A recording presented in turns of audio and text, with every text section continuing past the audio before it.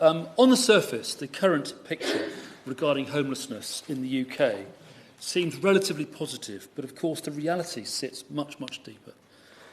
We know that £4.6 billion has been given of unring-fenced funding to councils for deciding their own priorities. We also know that the Spending Review announced a further £254 million towards rough sleeping, bringing the total this year to £676 million. We've also got the 6-month moratorium on evictions from March to September now been extended further for a further 6 months. And in our veterans community, very important to me personally, of several thousand households recently assessed, only 440 officially recorded as requiring support due to serving in the armed forces. So it's 5% of veterans' families. It's not true that veterans are mad, bad or sad, but any figure above 0% is too high, and we've got to sort it.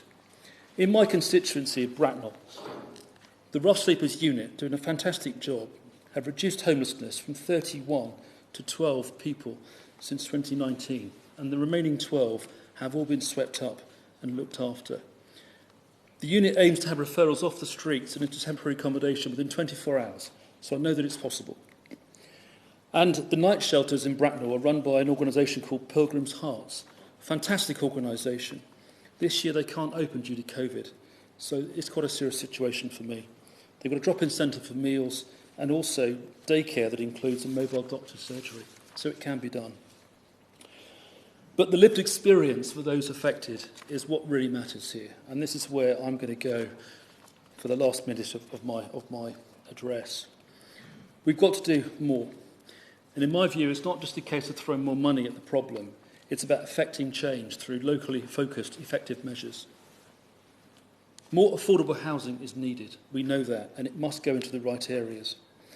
And the decision in the Spending Review recently to freeze the value of the local housing allowance will hinder efforts to prevent homelessness. So I'd urge the Minister, please, to press on this, to get that decision overturned. And lastly, if we've managed to get homelessness under control, relative control, during the worst pandemic in memory, then why can't we do it in perpetuity going forward into 2021? So to conclude, I offer that sustained government funding, backed up by good local solutions, remains the key to solving this awful problem. Thank you. Thank you. Dan Desai.